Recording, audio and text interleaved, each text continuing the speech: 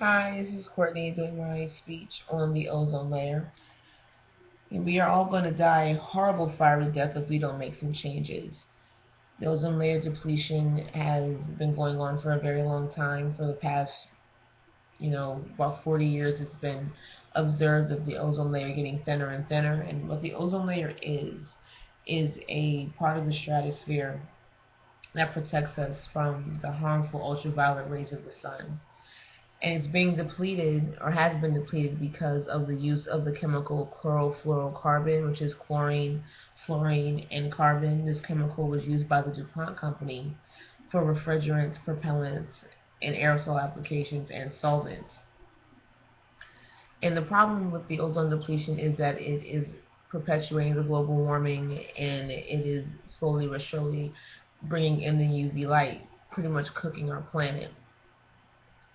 And there have been observations of the ozone depletion that goes back to 1973.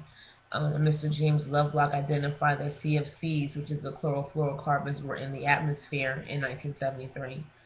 Sherwood Rowland and Mario Molina cautioned of ozone depletion due to the CFCs in 1974. And there was a call to action.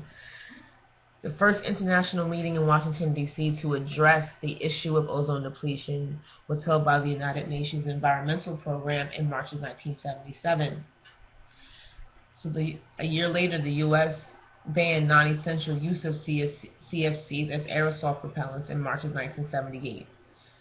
The Total Ozone Mapping Spectrometer is launched aboard Nimbus 7 spacecraft, giving global coverage of ozone layer thickness to monitor the situation in 1978 as well.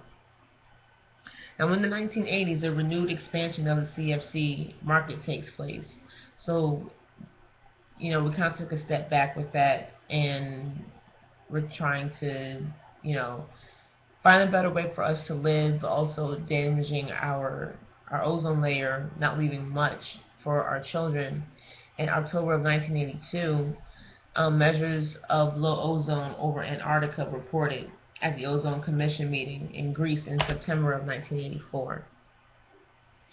Also in the same year, the British Antarctic Survey scientists discovered frequent springtime Antarctic ozone hole, and this was published in Nature magazine in May of 1985. The Vienna Convention for the Protection of the Ozone Layer comes about in March of 1985 as well. The Montreal Protection of Substances that Deplete the Ozone Layer and the amendments were in London of 1990 and in Copenhagen 1992.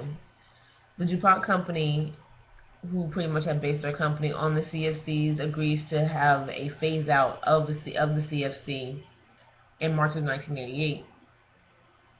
So about in the late 80s, there had been, data collected for 10 years of, of measuring how the ozone has been depleted.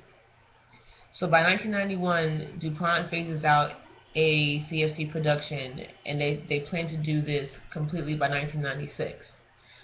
So there have been abnormally low ozone observed globally by this point. Springtime Antarctic zones is a dent in the mid 90s, you can see. In January of 96, the production of CFC ends in the U.S. and in Europe, and maximum CFC concentrations in the stratosphere have been reached by the year 2000. In 2010, CFC production ends worldwide.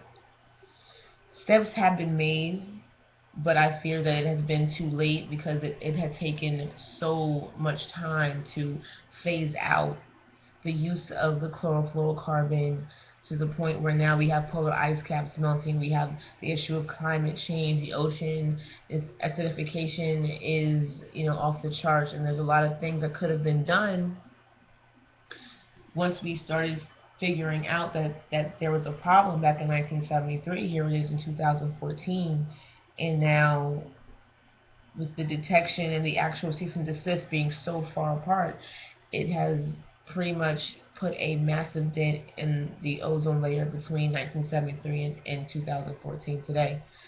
So even though steps have been made, it looks as though we have pretty much cooked our goose already, and hopefully that there is some things that we can set in place with these CFCs being completely phased out. we might begin to prepare to mend our planet, to leave something for our children to take care of at a later date. So thank you, and have a nice day.